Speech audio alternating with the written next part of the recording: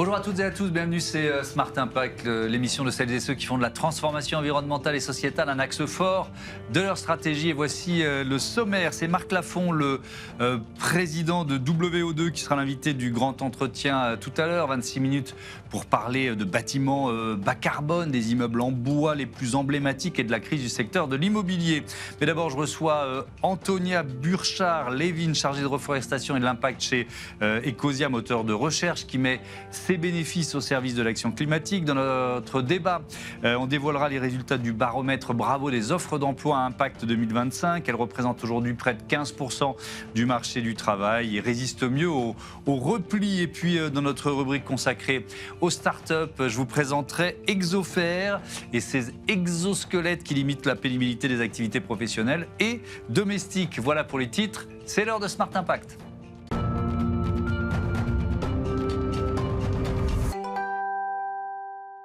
L'invité de ce Smart Impact, c'est Antonia Burchard-Levin. Bonjour. Bonjour. Bienvenue. Vous êtes chargée de reforestation et de l'impact chez Ecosia. Ecosia, c'est un moteur de recherche qui met ses bénéfices au service de l'action climatique. Créé en 2009, je viens que vous nous présentiez Ecosia en quelques mots. Ecosia, c'est un moteur de recherche. Donc, ça fonctionne comme tous les autres moteurs de recherche qu'on a plus l'habitude d'utiliser, avec la différence que Ecosia utilise tous les bénéfices envers l'action climatique et la plupart de ça pour la plantation d'arbres. Donc, c'est assez simple en fait. On télécharge Ecosia. On fait des recherches en ligne. Avec les annonces publicitaires, Ecosia génère un bénéfice et ce bénéfice va envers l'action climatique. Et on sait, quand on utilise Ecosia, combien d'arbres on est en train de planter, en quelque sorte? C'est ça. Il y a une sorte de compteur, ça existe, ça? Tous les recherches vont générer des bénéfices qui vont envers la plantation d'arbres. Ça dépend un peu dans quel marché on est. Il y a beaucoup de différents détails qui vont dans ça, mais oui, toutes les recherches vont envers la plantation d'arbres. D'accord. C'est quoi le modèle économique? Il y a quand même de la publicité, c'est ça, pour bien comprendre? C'est ça. Donc, c'est simplement des annonces publicitaires. Donc, quand on fait des recherches en ligne, il y a des annonces publicitaires affichées. C'est pas obligé de cliquer pour générer des bénéfices parce que c'est aussi les impressions qui comptent.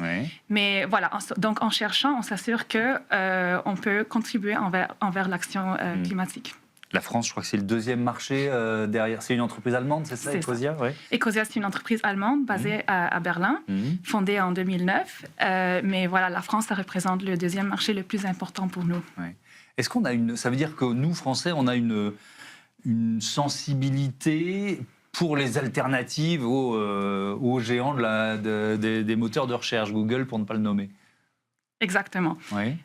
Ecosia, en fait, c'est le moteur de recherche le plus important en Europe. Donc, c'est le premier, le plus grand. Et Après Google? Mais européen, je veux dire. Le premier européen, d'accord. Européen. Donc, moteur de recherche fondé et basé en Europe. Ecosia, c'est le plus important, c'est le plus grand. Et voilà, c'est vrai que comparé à Google, c'est vraiment David contre Goliath. Bien sûr. Donc, en partie du marché, Ecosia, c'est quand même minuscule. Mais même en ayant moins de 1% du marché, on a déjà plus planté presque... On va arriver en avril à 250 millions d'arbres. Donc, c'est quand même... 50 millions d'arbres. On va rentrer dans ce détail parce que c'est vraiment votre job, ça. Comment vous choisissez les essences, les plantations, les sites dans lesquels vous décidez d'investir finalement ces bénéfices? Ecosia s'associe toujours avec des organisations locales pour planter les arbres. Donc, ce n'est pas moi qui plante les arbres, ce n'est pas les employés d'Ecosia. On s'associe avec des organisations locales parce que c'est vraiment eux qui ont la connaissance locale des essences qu'il faut planter, mais aussi de s'associer avec les communautés pour vraiment les engager pour qu'ils fassent partie du projet. Ça, c'est la partie la plus importante. Par exemple, en France, on a un projet où on a planté des arbres près de Marseille. À Saucé-les-Pins, c'est ça? Saucé-les-Pins et deux autres sites aussi près de Marseille. Et vraiment, à Marseille, c'est les feux de forêt qui mettent en danger les forêts méditerranéennes. Donc, on s'est associé avec une association, l'association Replanter notre forêt provençale, Et c'est vraiment avec eux qu'on a discuté, OK, c'est quoi les essences d'arbres qu'on va planter? C'est des essences locales, des essences autochtones, méditerranéennes, qui sont résistantes au feu. Donc, ce n'est pas seulement l'idée de faire que la forêt soit plus résistante au feu, mais c'est aussi de faire un peu de conscience locale de quelle espèces il faut planter, comment prendre soin de nos forêts pour qu'elles résistent et elles soient vraiment en santé. Comment vous les choisissez? C'est, par exemple, là, ce sont les associations locales qui viennent vers vous, qui vous contactent, qui vous demandent de l'aide. C'est vous qui vous dites, tiens, il y a peut-être quelque chose à faire du côté de Marseille. Chez Ecosia, nous plantons des arbres, des essences d'arbres autochtones. Donc ça, c'est principalement des arbres autochtones. Bien sûr, dans certains cas, on laisse un petit pourcentage où c'est des plantes exotiques quand il y a des enjeux économiques. Mais dans le contexte du projet en France, c'est vraiment des essences autochtones. Et c'est le partenaire local qui nous a dit, qui nous donne l'avis de qu'est-ce qu'il faut planter. Et c'est eux qui vous ont contacté? Dans ce cas, c'est nous qui les avons cherchés parce qu'on voulait vraiment un projet dans cette région.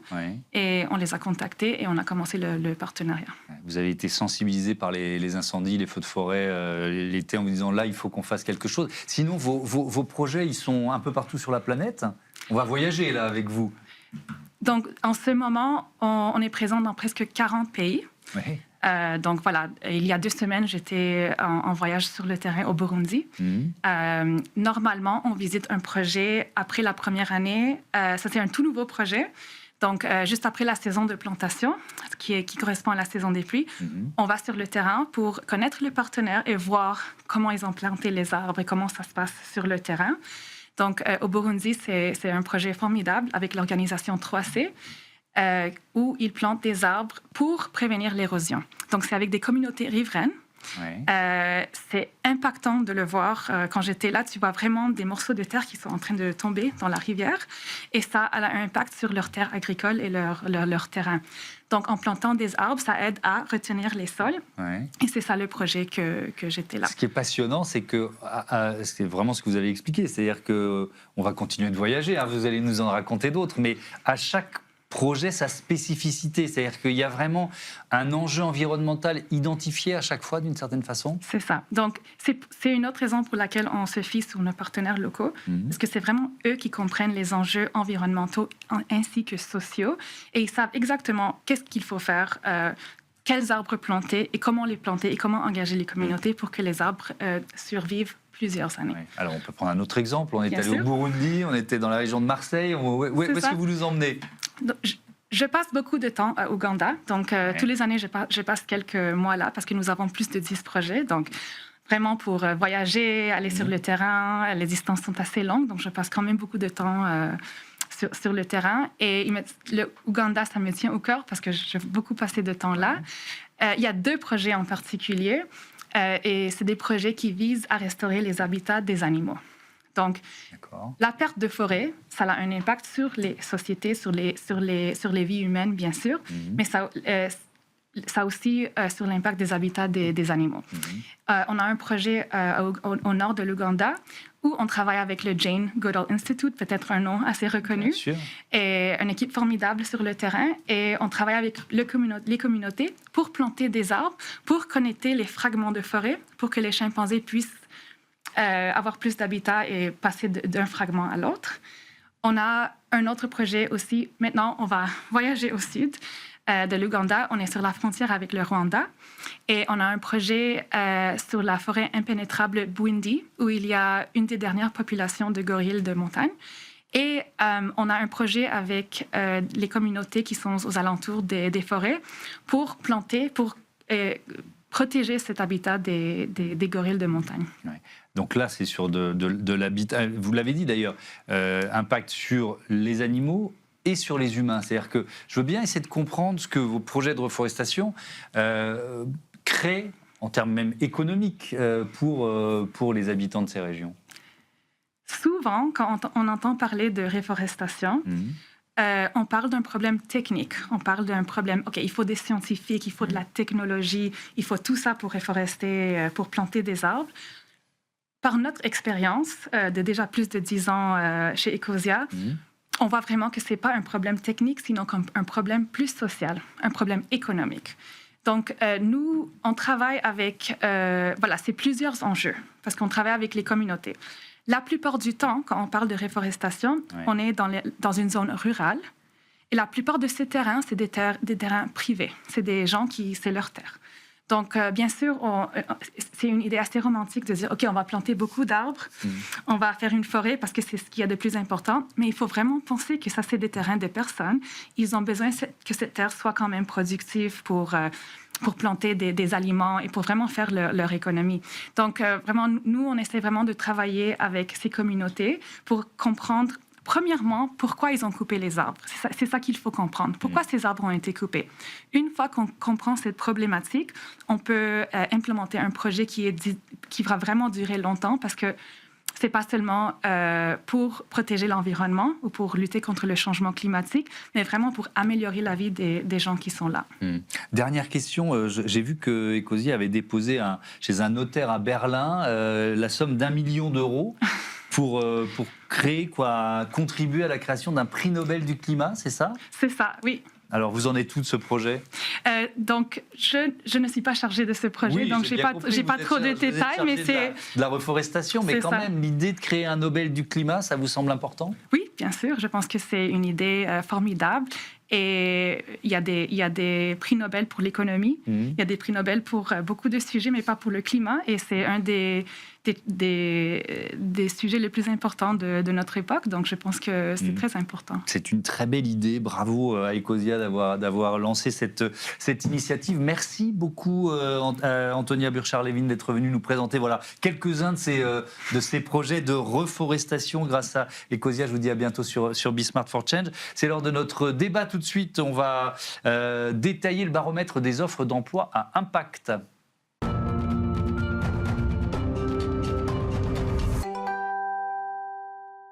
C'est le débat de ce Smart Impact. Je prends tout de suite mes invités. Calix Adone, bonjour. Bonjour Thomas Hugues. Bienvenue, vous êtes le fondateur, le patron de Bravo. Et avec nous, Anne-France Pitot en duplex, bonjour. Bienvenue à vous. Vous êtes la directrice engagement et relations publiques de la Kedge Business School. Allez, rapidement, on va dévoiler les résultats du baromètre 2025 des offres d'emploi à impact. On a le rendez-vous à peu près tous les ans, donc on est ravis que vous veniez nous les détailler. Mais en quelques mots, vous nous présentez Bravo?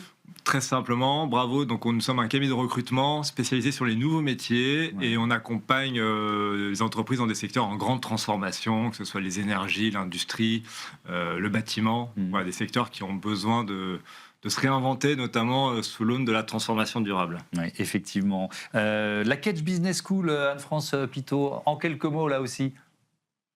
En quelques mots, Kedge, école de management, école d'excellence, 16 000 étudiants, Marseille, Bordeaux, Paris et Toulon, et une école engagée de longue date en matière de transition écologique et sociale.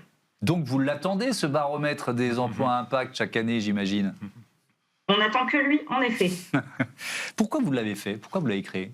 On l'a créé il y a 3 ans, donc c'est la 3e édition, et parce qu'en fait, nous, on avait de plus en plus de clients qui nous amenaient à recruter pour eux, justement, sur ces métiers à impact, et on se disait, OK, mais ce serait bien qu'on ait une lecture un peu fine de ce que ça recouvre en termes de marché. Donc on a cherché, il y a des études qui sont très prospectives, en 2050, la transformation des emplois, des métiers. Il y a des études qui sont un peu petites en termes de périmètre, les métiers verts de Pôle emploi, etc. Mais il n'y avait pas quelque chose qui englobe les métiers indirects, et des grands secteurs, donc des grandes tendances comme les énergies renouvelables, comme le bâtiment durable, comme la mobilité durable, comme l'agriculture durable. Donc on a fait notre sauce, on a fait notre baromètre, voilà. Et donc, nous aussi, on l'attend, puisqu'on vous invite chaque année avec ce résultat principal, qui est le nombre d'offres d'emploi à impact en 2025, 1 450 000. Ça représente 14% de l'ensemble du marché. Mais elles sont en baisse. Elles sont en baisse de 5%, ce qui n'est pas une excellente nouvelle, mais malgré tout, le marché, lui, global, est à moins 10 de l'emploi. Donc ça veut dire que quand même, les offres d'emploi en 2025 à impact ont fait preuve de résilience dans un marché économique tendu. Voilà. Et je pense que ça montre, et c'est aussi nos clients qui nous le disent, aujourd'hui, les entreprises recrutent moins pour montrer que pour avoir une vraie ambition économique de ROI derrière, quoi. Et c'est ce que je dis, c'est qu'on passe dans une phase de maturité et on passe dans une phase d'exécution. Il y a eu un phénomène avec de forts investissements qui ont fait que voilà, c'était un peu facile de se dire je recrute massivement. Là aujourd'hui, on est revenu à une rationalisation d'ailleurs, mais finalement tant mieux. Ça prouve que l'emploi impact est rentré finalement, que l'impact est un pan entier de l'économie, parce que du coup, avec ses forces et ses faiblesses. Anne-France Pitot, comment vous intégrez ces enjeux de transformation, transition environnementale, sociale, sociétale dans vos programmes? C'est dans l'ADN de l'école, en fait? C'est dans l'ADN de l'école, très clairement. Kedge, on a une association, donc à but non lucratif, reconnue d'intérêt général, et ça fait près de 20 ans qu'on a créé une direction RSE. Donc très clairement, les enjeux sociaux, environnementaux et de gouvernance, on les intègre de longue date dans notre mode de fonctionnement et bien évidemment dans notre cœur de métier, qui est la formation des générations futures. Et avant peut-être de vous dire comment on le fait, juste préciser que bien sûr pour notre école, c'est une question de valeur, c'est une question de conviction, mais c'est aussi une question d'employabilité de nos étudiants. Quand on sort de Kedge, on a un taux d'employabilité à 97% à 6 mois. Et aujourd'hui, former nos étudiants sur tous ces enjeux, leur donner la bonne matrice de décision pour que demain, quand ils seront aux commandes, ils prennent des décisions à l'aune de critères économiques et financiers, bien sûr, mais aussi environnementaux, sociaux et de gouvernance, c'est répondre aux attentes du marché du travail. Et on le voit, chaque année, on a une enquête d'insertion auprès de nos jeunes diplômés, et il y a près de la moitié d'entre eux qui, aujourd'hui, ont une dimension environnementale et sociale, dans leur travail. Et je vais vous poser la même question à tous les deux. Je commence avec vous, Anne-France Pitot, sur ce backlash écologique, ce retour de bâton qui est à la fois réel et peut-être un peu surévalué. Réel parce que c'est l'effet des élections aux États-Unis, des élections européennes qui ont donné le Parlement actuel, mais avec des décisions réelles dans la foulée, mais peut-être un peu surévalué. Est-ce que c'est votre avis aussi, Anne-France Pitot ?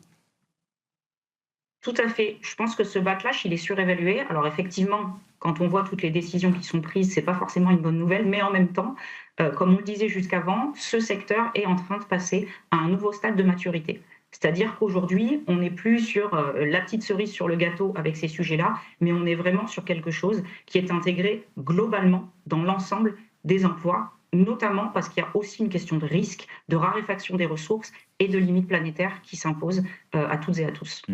Je vous pose la même question qu'Alex Sadone, en y intégrant les secteurs peut-être qui recrutent le plus, et est-ce qu'il y en a qui ont mis un coup de frein quand même dans ce contexte ? À peu près tous, malheureusement, parce que l'impact a été fortement porté par les subventions.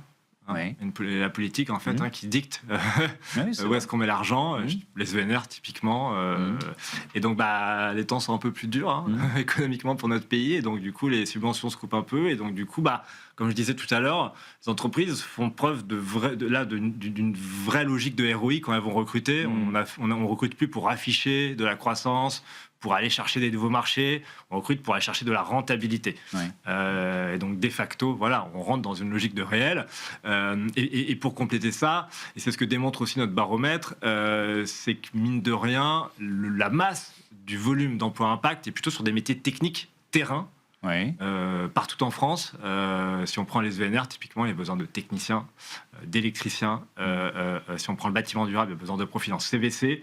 Donc ça, c'est pas des métiers école de management, mais c'est des métiers vraiment très très opérationnels, et une grosse partie du volume d'emploi à impact se situe sur ces profils-là. Est-ce qu'il y a des filières qui recrutent plus que les autres en ce moment sur les métiers à impact ? L'ENR reste de facto le pilier. Par contre, on observe des nouvelles filières qui émergent, la green tech notamment, qui sont des sujets qu'on n'observait pas forcément avant, tout ce qui est lié à la biodiversité, la préservation du vivant également, qui sont des signaux faibles mais qui commencent à monter en termes d'emploi dans l'ensemble. Anne-France Pitot, quel type d'entreprise ou d'organisation d'ailleurs sont les plus demandeuses de métiers à impact aujourd'hui ? Aujourd'hui, honnêtement, tous les secteurs d'activité. Que vous fassiez de la supply chain pour sécuriser votre chaîne d'approvisionnement, que vous fassiez des achats ou même du conseil, aujourd'hui, ce qui est attendu de la part de ces entreprises chez les jeunes diplômés, c'est vraiment une vision à 360 et une capacité à transformer les business models. Et ça veut dire que vous intégrez quoi ? Des spécialisations, des certifications peut-être même aussi ? Alors, on travaille à 2 niveaux. On travaille avec cette idée qu'en fait, aujourd'hui, tous les jeunes, tous les étudiants doivent être formés sur ces sujets et on a un socle commun qui leur est dispensé au sein de l'école, avec vraiment cette idée qu'il faut leur transmettre les ordres de grandeur pour qu'ils comprennent bien. On a notamment une journée climat. On a également la passation d'un test sur le développement durable qui est le SULI-test par l'ensemble de nos étudiants. Donc, on a vraiment ce socle qui répond à la formation de tous nos étudiants. Et on a également des parcours spécialisés à impact. Dans notre programme Grande École, par exemple, c'est 150 heures qui sont dédiées dès la première année à ces sujets, avec notamment un cours de macroéconomie écologique qui a été primé d'ailleurs par le Financial Times. Donc, c'est dire l'innovation aussi qu'on apporte en matière pédagogique. Et au-delà de ce socle vraiment sur les programmes généralistes, on développe également des masters spécialisés sur ces sujets. On en a un depuis 2016 sur la finance durable, qui est extrêmement reconnu avec des étudiants qui viennent du monde entier. Et on en a également un qui est sur la Business Transformation for Sustainability et qui, lui, vise plus à former des généralistes de la transformation qui ont les bons outils, les bons réflexes, mais également une capacité à conduire le changement dans leurs entreprises. Calix, ça donne ces emplois à impact, ils sont le plus souvent en CDI, plus en CDI que les autres, moins en CDI, ou c'est pareil finalement? Ils sont en CDI principalement. En fait, finalement, on retrouve à peu près la même proportion que des emplois classiques. Il y a du CDI, il y a de l'intérim, il y a du CDD. Donc effectivement, on retrouve à peu près la même proportion. Et alors, c'est sans doute impossible de répondre à la question, mais est-ce qu'il y a des grandes caractéristiques en termes de télétravail, de rémunération? On a une partie des offres, 15%, qui sont en télétravail potentiellement. Donc ça, c'est des choses qu'on n'avait pas analysées jusqu'à présent, qu'on commence à analyser, parce qu'on récupère de la donnée maintenant sur les offres d'emploi qui ont du télétravail ou pas. Donc ça, c'est quand même assez intéressant. Et puis, majoritairement, on est sur des salaires à 30 000 euros à l'année, ce qui prouve qu'encore une fois que la masse du volume, le volume d'emploi impact se situe sur les profils techniciens qualifiés. Est-ce qu'il y a beaucoup d'étudiants, Anne-France Pitot, qui veulent créer leur entreprise, notamment en leur donnant cette dimension ESG, by design, pardon de l'anglicisme, enfin voilà, dès la conception de l'entreprise? Tout à fait. C'est vraiment le cas et c'est quelque chose qui est prégnant chez les nouvelles générations. Vous le savez peut-être, mais à Kedge, ça fait plus de 10 ans qu'on a des incubateurs et qu'on accompagne plus de 300 projets entrepreneuriaux tous les ans. Et on constate effectivement que les sujets environnementaux et sociaux sont au cœur de la moitié des business models qui sont développés aujourd'hui. Avec ce sujet, et on revient vraiment sur toujours cette adéquation entre des convictions, bien évidemment, mais aussi une question de durabilité et de résilience des business models. Et j'insiste vraiment là-dessus. Aujourd'hui,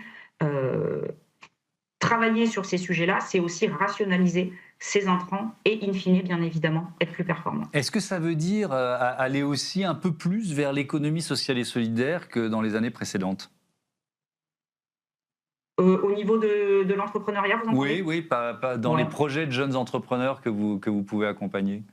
Tout à fait, on accompagne des différents statuts en matière de création, depuis l'entreprise jusqu'à des statuts qui relèvent de l'économie sociale et solidaire. Et comme je vous le disais, pour une association comme nous le sommes, c'est également des éléments sur lesquels on a vraiment à cœur d'accompagner ce développement de cette autre économie. Calix Ladone, est-ce que l'Île-de-France, c'est la région toujours moteur des emplois impact ou pas forcément? Alors, les grands bassins, les grandes métropoles françaises sont évidemment motrices, mais ce qui est important de voir, c'est qu'il y a surtout des friches industrielles. On parle de Dunkerque, de Fos-sur-Mer. Nous, on est basé à Pau. Voilà, il y a Lac, qui est un ancien site pétrolier. On peut parler des chantiers de Saint-Nazaire. En fait, ces friches industrielles sont dans une phase de reconversion totale justement vers l'industrie verte. Donc finalement, ce sont des vrais pôles demain et aujourd'hui déjà, mais qui vont dans l'avenir continuer à attirer et à développer beaucoup d'emplois. On parle d'installation d'usines de panneaux solaires, de recyclage, de biocarburants, et tout ça, ça se situe sur ces anciennes friches industrielles. Donc il y a des enjeux énormes pour ces territoires-là, d'attractivité, évidemment, et puis de transversalité de compétences, d'anciens modèles vers des compétences plus vertes, en tout cas pour accompagner cette transformation. Est-ce que vous voyez, alors c'est trop tôt, hein, on a mangé que 2 mois de 2026, mais est-ce qu'il y a un frémissement ou est-ce qu'au contraire on est toujours un peu sur la même tendance? Il n'y a pas vraiment de frémissement pour le moment, c'est un peu tôt, les entreprises attendent de voir dans l'impact, mais d'ailleurs sur les autres secteurs, parce qu'on accompagne aussi d'autres secteurs, les entreprises attendent un peu de voir ce qui va se passer dans les prochains mois, les prochaines semaines. On est un peu dans une phase d'attentisme en ce moment. Et on peut imaginer que le climat géopolitique mondial ne favorise pas la prise de risque. Merci beaucoup d'être venu nous présenter les résultats de ce baromètre. Merci à tous les deux, encore une fois, et à bientôt sur Be Smart for Change. C'est l'heure du grand entretien de ce Smart Impact. On va parler de l'immobilier bas carbone avec Marc Lafont, c'est le président de WO2. Prêt pour l'impact, c'est la question que je pose chaque jour à une personnalité qui compte dans notre économie. J'ai le plaisir d'accueillir Marc Lafont, bonjour. Bonjour. Bienvenue, vous êtes le président de WO2. Alors on est dans le secteur du bâtiment, de l'immobilier, immobilier bas carbone. C'est quoi WO2 ? Oui, WO2, c'est une société qui développe et commercialise des immeubles bas carbone, soit en tant que promoteur, soit en tant que maître d'ouvrage délégué pour le compte de grands investisseurs institutionnels. Donc c'est une société assez jeune, puisque c'est une société qui a vu le jour en 2014 et qui fait aujourd'hui pour une trentaine de personnes un volume d'affaires de l'ordre de 850 millions d'euros sous gestion, avec une dizaine de projets, à la fois en bureau et puis plus récemment en hôtel ou en logement. Oui, alors c'est intéressant parce que nous, on a regardé le chiffre d'affaires. Le chiffre d'affaires 2024, c'est 5,7 millions. Mais ce qui est important pour vous, c'est le volume d'opération ? Ce qui est important, en effet, ce sont nos projets, parce que c'est eux qui incarnent mieux le groupe et nos savoir-faire. Aujourd'hui, on a des opérations qui sont assez emblématiques.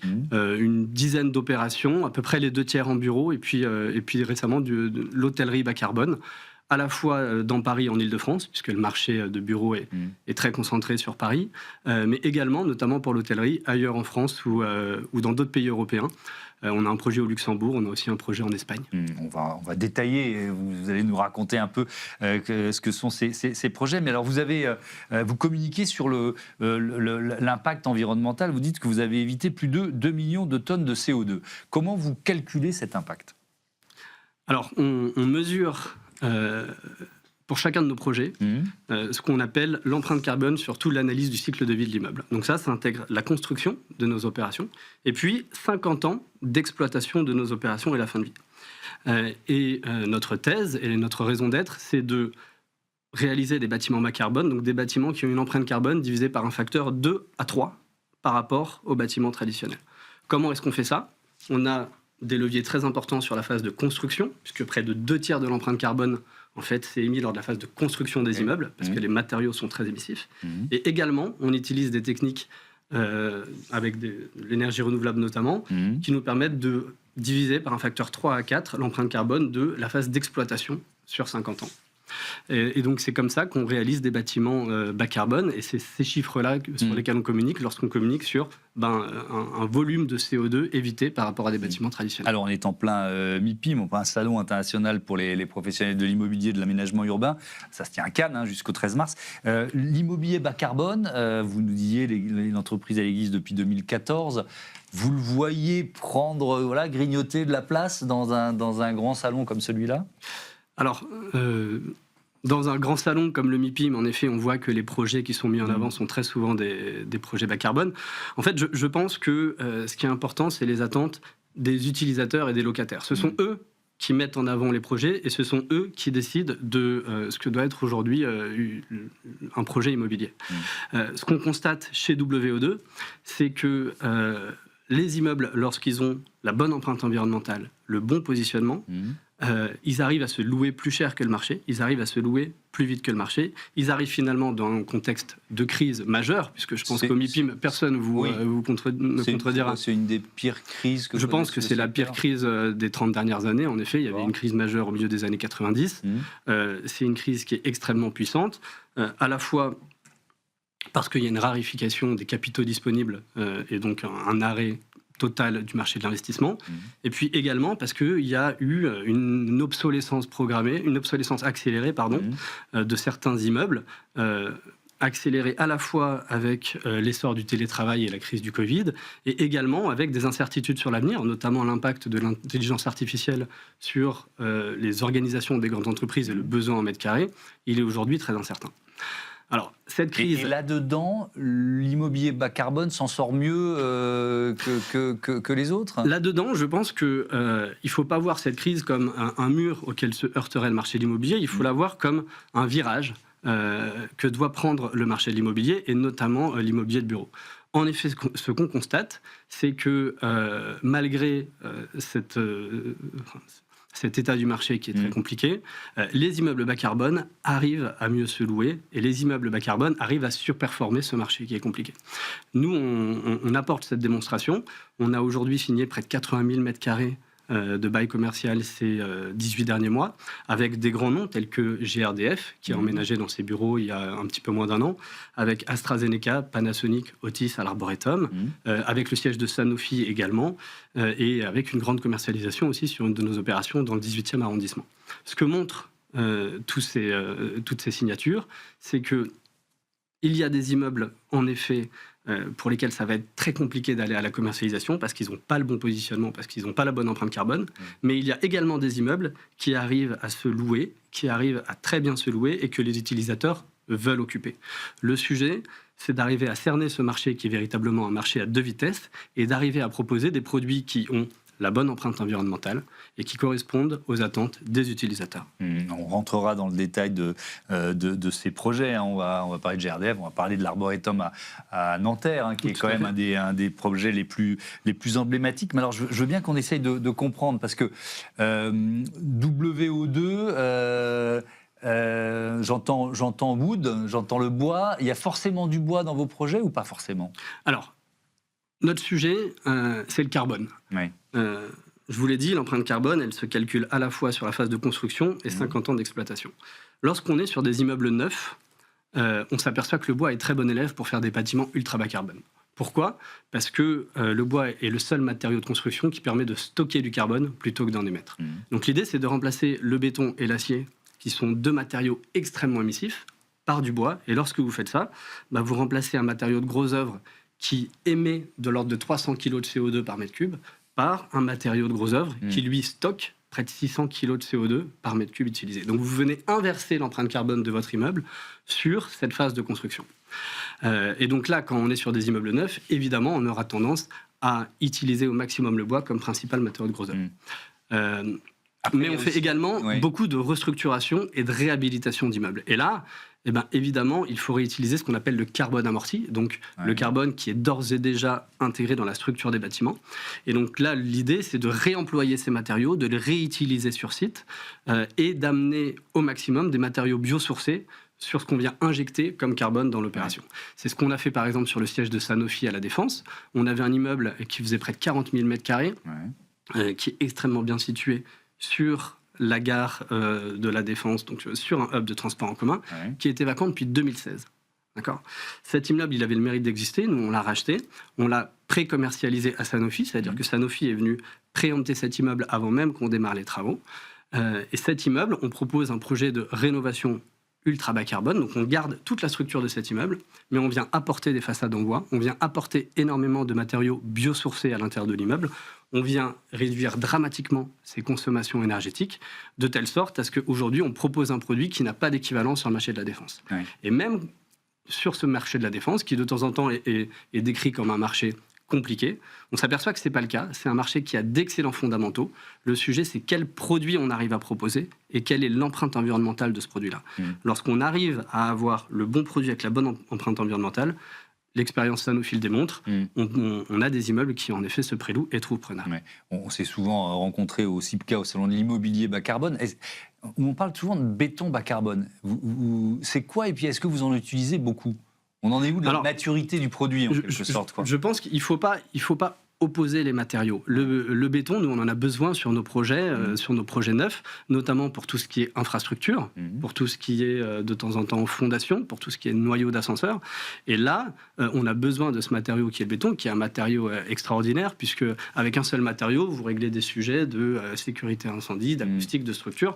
Donc, on utilise du béton bas carbone dans les infrastructures, dans nos noyaux, mais sur toute la partie superstructure de l'immeuble, là où, en fait, on peut utiliser un autre matériau qui, lui, n'a pas juste une empreinte carbone un peu moins mauvaise, Oui. mais qui a véritablement stock du carbone à l'intérieur de la structure, c'est là où on va utiliser du bois. De la même manière, sur les façades, on essaye d'utiliser au maximum des matériaux biosourcés pour réduire la part du verre et de l'acier dans nos façades et pour avoir au maximum des façades qui ont une empreinte environnementale la plus basse Mais possible. est-ce que vos projets sont forcément plus chers? C'est-à-dire, est-ce que le bois, c'est plus cher que le béton? Est-ce que le béton bas carbone, c'est beaucoup plus cher que le béton? Alors, le béton bas carbone est un petit peu plus cher que le béton. Le bois, quand vous prenez uniquement le coût du matériau, c'est-à-dire si vous achetez un mètre cube de bois par rapport à un mètre cube de béton, en effet, ça va coûter un peu plus cher.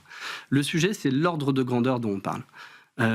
Lorsque vous construisez un bâtiment et que vous êtes sur des coûts de construction qui sont de l'ordre de 2 500 € par mètre carré sur la superstructure, le surcoût marginal attaché au matériau, il va être de l'ordre de entre 20 et 50 € par mètre carré. Donc on est déjà sur un surcoût qui est marginal à l'échelle de l'opération. Surtout lorsque, en face de ce surcoût, on met les avantages de l'utilisation de ce matériau. On construit sans nuisance. Et donc on a une acceptabilité des projets qui est bien meilleure. Alors, on construit beaucoup plus vite. Il faut peut-être expliquer pourquoi on construit sans nuisance. Parce que alors on construit. On appelle on construit sans nuisance. Le hors-site, c'est ça? On construit sans nuisance, exactement. Parce que les chantiers traditionnels, et c'est d'ailleurs pour ça qu'ils sont de moins en moins acceptés. Souvent, les gens, en fait, ils ne sont pas tellement contre les projets, ils sont contre les 2 à 3 ans de chantier qui les accompagnent.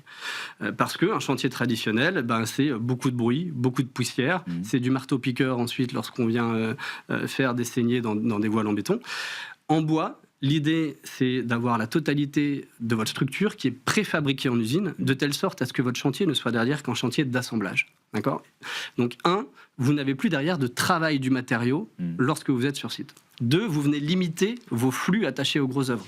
Dans un camion toupie, vous mettez entre 6 et 8 mètres cubes de béton. Sur un camion de CLT, vous allez mettre 35 à 45 mètres cubes de CLT. Donc en fait, vous venez de diviser les flux de grosses œuvres par un facteur 6 à 8 de manière mathématique. Et puis, une fois que le bâtiment est fait, lorsque vous êtes sur un bâtiment structure bois, vous avez créé un bâtiment qui a une inertie thermique très faible. Et ça veut dire que la contribution marginale de ce bâtiment à l'effet d'îlot de chaleur à l'échelle du quartier, elle est bien plus faible. Donc même après, pendant la vie du bâtiment, vous êtes sur un bâtiment qui a des externalités positives sur son environnement très fortes. Alors ça rejoint la question que celui qui était à votre place la semaine dernière, Alexandre Roche, le délégué général du syndicat des énergies renouvelables, a choisi de vous poser. On parlait du cycle de vie d'un bâtiment. Lui, il veut savoir quelle est la place des énergies renouvelables. Écoutons-le. Bonjour Marc. J'aimerais savoir quelle est votre vision du rôle des énergies renouvelables dans le secteur des immeubles de bureaux. Alors, c'est quoi? Vous créez aussi des immeubles avec une vocation à être quoi? Un peu autonome en énergie? Ça fait partie des projets, ça? Alors, les énergies renouvelables occupent en effet une place centrale parce que, comme je le disais, on a la construction, mais on a derrière 50 ans d'exploitation. Donc, il faut être bas carbone pendant la phase d'exploitation. Il faut également sortir, vous voyez, du prisme du kilowattheure par mètre carré à tout prix pour rentrer dans le prisme du CO2 par mètre carré. Vous voyez, vous me parlez de bâtiments qui consomment très peu. Le sujet, c'est pas tellement les consommations attachées au bâtiment, plutôt que l'empreinte carbone de ces consommations sur le cycle de vie du bâtiment. Et là, c'est un petit peu comme ce que je vous disais pour les matériaux, c'est-à-dire de la même manière, en matière d'énergie renouvelable, je pense qu'il ne faut pas opposer les énergies les unes par rapport aux autres. Je vais vous donner 2 exemples. Chez WO2, on a 2 grands projets sur des assiettes foncières qui font entre 6 et 8 hectares. Un grand projet à Nanterre-la-Défense, c'est l'Arboretum, un deuxième dans Paris. Sur ces projets, on a des assiettes foncières qui sont très importantes. On est à proximité de la Seine, donc on a un potentiel pour faire de la géothermie qui est extraordinaire. Avec cette nappe phréatique, qui est en l'occurrence la nappe de la Craie, qui nous permet de puiser de l'eau à 60 mètres. Et cette eau, elle est à 14 degrés toute l'année. Donc c'est idéal, c'est-à-dire que lorsque vous voulez chauffer l'hiver, vous pouvez tirer la chaleur de cette nappe phréatique, et lorsque vous voulez refroidir l'été, de la même manière, vous venez utiliser cette eau à 14 degrés pour refroidir vos bâtiments. Ça nous permet de répondre à 80% des besoins en chaud ou en froid de nos immeubles. Donc là, la géothermie est une énergie qui est très adaptée à ces projets-là, puisque ce sont des projets, encore une fois, à proximité de la Seine, avec des assiettes foncières qui le permettent, et un potentiel de géothermie qui le permet. Mais sur d'autres opérations, la solution, elle est tout autre. Le siège de GRDF dont on parlait, par exemple, repose, en ce qui concerne les besoins en chaud, sur l'utilisation du biogaz. Donc le biogaz, c'est pas comme le gaz naturel. Le gaz naturel, c'est une énergie fossile qui émet de l'ordre de 250 grammes de CO2 par kilowattheure, donc c'est une énergie extrêmement émissive. Et on vient remplacer cette énergie pour GRDF en plus. En plus, oui. Évidemment, c'est eux derrière qui le distribuent. C'est emblématique pour eux aussi. Oui, on en reparlera. Ça montre que pour eux, leur siège social, c'est pas juste une commodité. C'est un démonstrateur d'une stratégie qu'ils portent. Et donc, on est venu remplacer le gaz naturel par du biogaz, qui lui a un poids carbone qui est divisé par 5 à peu près par rapport à celui du gaz naturel, et qui nous permet également d'avoir une exploitation ultra bas carbone sur ce siège social. Donc on voit que les solutions en termes d'énergie renouvelable sur les immeubles de bureaux, elles sont à étudier au cas par cas, elles sont extrêmement importantes pour réduire cette part du poids carbone attaché à 50 ans d'exploitation qui représente quand même de l'ordre de 30% du carbone total de l'analyse de cycle de vie de nos immeubles. Mais alors cet immeuble-là, restons-y, c'est à Saint-Denis, c'est ça le siège de GRDF, c'est en face du Stade de France. De GRDF. Quelles caractéristiques, en dehors de l'énergie et du biogaz, mais quelles caractéristiques, puisque vous me disiez, c'est la phase de construction qui est majeure dans le bilan carbone d'un bâtiment. Donc quel choix vous avez fait?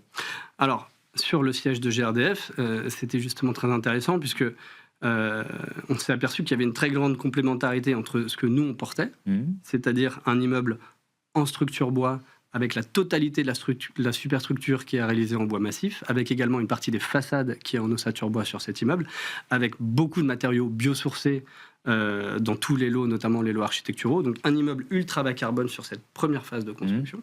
Beaucoup de réemploi, et du réemploi soit in situ, c'est-à-dire des matériaux qui étaient d'ores et déjà existants sur site. Avant, c'était des entrepôts et des hangars qui appartenaient à Vipi. Donc on est venu réutiliser une partie des matériaux dans le gros œuvre de ce site-là, et on est venu également utiliser des matériaux qu'on avait sur d'autres chantiers et qu'on a transportés sur cette opération-là pour faire du réemploi, vous voyez, entre les opérations. Donc vous avez rajouté de l'économie circulaire dans l'équation. Exactement. Donc en fait, le réemploi, il s'analyse à la fois au sein du site sur lequel on travaille, mais également en fonction des autres ressources qui sont à notre disposition à un instant T. Et ça nous a permis d'avoir un immeuble qui a un poids carbone qui est divisé par 2 pour GRDF sur cette phase-là de construction. Et puis derrière, GRDF, en effet, nous a demandé d'étudier avec eux des solutions de chauffage au biogaz. Donc c'est ce qu'on a fait. Et c'est ce qui nous permet, là, de diviser par un facteur 3 à 4 le poids carbone attaché à 50 ans d'exploitation par rapport aux immeubles qui sont tout autour à Saint-Denis. Donc on voit que c'est vraiment sur ces deux jambes-là, à la fois la réduction de l'empreinte carbone en construction et la réduction de l'empreinte carbone en exploitation, qu'on arrive à proposer des produits particulièrement innovants. Et ce qui est intéressant, c'est qu'on a là maintenant 1 an de retour d'expérience sur l'utilisation de cet immeuble, et on s'aperçoit que les simulations qu'on avait fait pendant la phase de conception sont même légèrement au-dessus de ce qu'on mesure effectivement en termes de consommation énergétique et en termes de poids carbone. Donc ça veut dire qu'ils arrivent à consommer encore moins que ce qu'on avait anticipé, qui était déjà une réduction d'un facteur 3 à 4 par rapport aux immeubles concurrents. Alors, on va faire quelques kilomètres pour aller jusqu'à Nanterre avec cet arboretum à Nanterre, la Défense. Alors, c'est un peu le projet phare. Qu'est-ce qu'on peut en dire de cet arboretum? Oui, à Nanterre, c'est une grande opération de 120 000 m². Elle a été inaugurée par le président de la République en 2024. Fin 2024. Exactement. C'est une opération qui accueille aujourd'hui une petite dizaine de locataires avec des grands noms qui ont été annoncés très récemment, notamment AstraZeneca. Donc ça sera le siège France d'AstraZeneca. Ils ont pris les clés là, il y a quelques jours, et ils arriveront dans les bureaux d'ici la fin de l'année, avec d'autres grands noms comme Panasonic, Otis, comme SPI Batignolles Énergie, donc des grands locataires qui arrivent là au fur et à mesure de l'année 2026 et qui montrent la pertinence du positionnement de ce projet. Parce que même dans un marché qui est le marché du péridéfense, qui est aujourd'hui compliqué, on voit que l'arboretum surperforme largement le marché. Par exemple... Avec quelles caractéristiques? Alors, en termes de produits, dans un premier temps, l'arboretum, c'est ce qu'il y a de plus abouti en matière d'empreinte carbone et en matière de qualité d'usage. On a un parc privé de 6 hectares. On a près de 16 000 m² de terrasses et balcons. On a 7 restaurants sur le projet. Donc, vous voyez, on a une qualité de vie qui, aujourd'hui, est inégalée dans le marché du péridéfense. Mais lorsqu'on regarde de manière très pragmatique les chiffres, je prends l'opération d'Arboretum et celle de Marcadet, à L2, parce que ça représente nos grosses signatures sur ces 12 derniers mois. Elle représente 2% du volume disponible sur l'Île-de-France, c'est très peu. Et pourtant, à L2, elle représente plus de 10% du marché et des prix à bail. C'est-à-dire qu'avec 2% de l'offre, on fait 10% de la demande. Donc on surperforme la concurrence par un facteur 5. C'est ce qui montre qu'aujourd'hui, malgré le fait que, encore une fois, oui, on a cette période de crise, oui, c'est facile pour personne, on a certains immeubles qui trouvent preneurs, et qui arrivent à se louer plus vite et plus cher. Et c'est les opérations qu'on essaye de développer, soit en tant que promoteur, soit encore une fois pour le compte de grands investisseurs qui viennent nous solliciter parce qu'ils veulent qu'on repositionne leurs immeubles. Ça veut dire que ces grandes entreprises, hein, c'est des grands groupes dont vous nous parlez, elles ne sont pas en plein backlash écologique, quoi, si je comprends bien. On en parlait juste avant, Oui. j'ai vu. Je pense que le backlash écologique, il existe, on ne va pas le nier. Toutefois, les bâtiments de bas carbone et les immeubles de bureaux qu'on produit, ça correspond à une attente des utilisateurs, ça correspond à une attente des salariés et notamment des jeunes générations. Donc je pense que ce sont des attentes qui sont là sur le temps long et qui sont très présentes. 2, il y a quand même un cadre réglementaire qui a évolué avec le décret tertiaire, avec la RE 2020. Donc c'est bien qu'on n'est pas uniquement sur un effet de mode, mais qu'il y a véritablement une lame de fond pour réduire son empreinte environnementale en matière d'immobilier. Mais surtout, je pense qu'on a une chance extraordinaire avec l'immobilier. Cette chance, c'est qu'on a un levier sur un marché qui représente près de 30% de l'empreinte carbone du territoire. Donc c'est énorme. Et qu'on a la possibilité d'avoir des produits qui, à la fois, sont bons pour la planète, mais également sont désirables et bons pour les utilisateurs.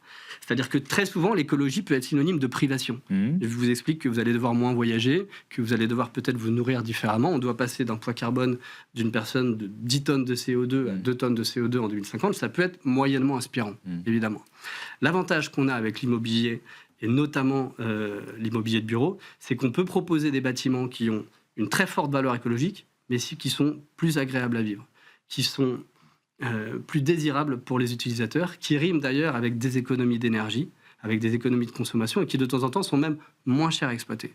Et donc je pense que... Mais ça veut dire que vous les concevez d'abord en tenant compte de cette attente ou de cette expérience utilisateur. C'est absolument fondamental. Avant même si vous êtes une entreprise qui fait de l'immobilier bas carbone, mais avant même de vous dire comment on va faire baisser le bilan carbone du site. Ce sont nos deux jambes. La première, c'est l'ultra bas carbone. La deuxième, c'est en effet avoir un produit qui correspond à 100% aux attentes des utilisateurs et notamment des nouvelles générations. Et là, l'avantage qu'on a, la chance qu'on a, c'est qu'on est sur un marché quand même qui est caractérisé par son obsolescence. Vous avez près de 75% des immeubles qui n'ont absolument aucun label environnemental. Vous avez des immeubles qui, historiquement, ont été conçus et réalisés uniquement comme des objets techniques, financiers ou comme des lieux de production. Le bureau, c'est plus ça. Le bureau, c'est plus un lieu de production uniquement, c'est un lieu de communication, un lieu d'échange. Il ne peut plus être vu uniquement comme un objet financier ou technique, mais pour l'entreprise, il devient un manifeste. Lorsque GRDF vient nous voir pour y faire son siège social, c'est exactement ce dont on parlait. Et donc, si vous arrivez à proposer le produit qui répond à ces attentes profondes des utilisateurs, en effet, là, vous avez des immeubles qui sortent du lot. Et donc, ça continue de répondre à la question sur le retour de bâton, sur le backlash. Il y a encore des entreprises qui font ces choix-là et qui en font un manifeste. Exactement. Il y a encore des entreprises qui font ces choix-là. Il y a de plus en plus d'entreprises qui font ces choix-là. Le marché le montre. C'est vrai aujourd'hui, parce que là, les projets dont on parle, ils ont été initiés il y a longtemps. Peut-être. Oui, mais les prises à bail dont on parle des 12 derniers mois. D'accord. Donc, on voit bien que, certes, c'est un marché au temps long. Et d'ailleurs, c'est ce qui explique aussi pourquoi est-ce qu'il y a cette crise de l'immobilier. C'est-à-dire que le parc a mis et mettra énormément de temps à s'adapter aux évolutions des usages et aux évolutions des attentes des utilisateurs. Donc, certains de ces projets ont été en effet amorcés il y a quelques années, mais les prises à bail sont récentes, les discussions qu'on a sont récentes, et on voit que ça, encore une fois, c'est une lame de fond qu'on ne voit pas s'estomper lorsqu'on n'a pas qu'un produit écologique, mais qu'on a un produit à la fois écologique et désirable. La désirabilité, c'est majeur. Là, vous prêchez un convaincu. Je reste sur cet arboretum là, à Nanterre-la-Défense. Vous avez dit il y a comme il y a un parc quoi, à l'intérieur. Donc une dimension biodiversité. Sur l'eau, tiens, je veux bien savoir parce que ça fait partie aussi des enjeux et du bilan d'un bâtiment. Comment vous l'avez intégré, ce défi ? Oui, alors on a en effet un parc de 6 hectares. On a un canal qui traverse la totalité de ce parc avec un bassin qui nous permet de gérer la totalité des eaux de pluie et puis l'arrosage de ce parc. Donc il y a en effet une gestion de l'eau qui est quasi autonome à l'échelle du campus. En effet, on a des attentes particulières en matière de biodiversité. On a un grand potager qui permet de produire près de 3000 kilos de fruits et légumes tous les ans, qui sont d'ailleurs réutilisés dans le restaurant qui est juste à côté. Donc on a en effet cette attention à la fois à la gestion de l'eau, à la fois aux enjeux de biodiversité, mais quand même on priorise les sujets sur lesquels on apporte beaucoup d'attention. C'est dans un premier temps véritablement le carbone, l'énergie, puis la biodiversité et la gestion des ressources. C'est vraiment dans cette logique-là qu'on développe la totalité de nos projets. Et donc, parce que le levier le plus efficace, c'est d'abord ce que vous disiez, c'est d'abord la construction et le carbone. Parce que un des sujets quand même aujourd'hui, je pense, de l'écologie, c'est la dilution des indicateurs et la dilution des responsabilités. Et on le constate lorsque de temps en temps on met dans un grand fourre-tout et dans certaines certifications sur le même plan des sujets de biodiversité, des sujets de réchauffement climatique, des sujets accès à des locaux vélos, des sujets de nichoirs à insectes et des sujets de couleur de la moquette dans le hall. Bon, ces sujets, ils ne sont pas tous à mettre sur le même plan. Et donc, nous, notre conviction quand même, c'est qu'il y a un problème qui est plus important que les autres, c'est un problème de réchauffement climatique. Ce problème de réchauffement climatique, c'est un problème d'émission de CO2 et c'est là-dessus qu'il faut concentrer le gros de son effort. Le deuxième gros problème, c'est en effet les enjeux de biodiversité. Et c'est pour ça que sur la totalité de nos opérations, on a énormément d'espaces extérieurs, on a énormément d'espaces végétalisés. On travaille même à développer en ce moment des brevets qui vont nous permettre de réaliser des espaces végétalisés sur des structures bois. Donc c'est bien que ces sujets, vous voyez, sont au cœur du développement de notre activité. Je pense qu'on est un des seuls promoteurs, maîtres d'ouvrage délégués sur le marché aujourd'hui, à avoir son propre département de R&D qui développe ce type de techno. Merci beaucoup, Marc Lafont, et à bientôt sur Be Smart for Change. On passe tout de suite à notre rubrique consacrée aux startups éco-responsables et socialement responsables.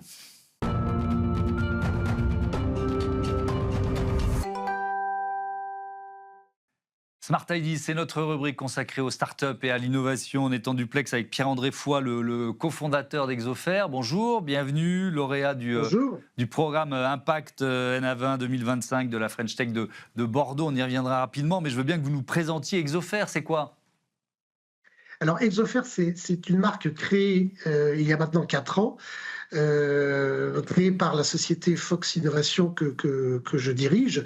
Et l'idée, c'est de démocratiser les exosquelettes pour protéger le dos des professionnels. On sait aujourd'hui que les métiers sont de plus en plus pénibles. Ils ne vont pas en s'allégeant. Et donc, ça représente des coûts, des douleurs, des maladies, voire des accidents de travail. 20% des accidents de travail sont dus aux problèmes physiques.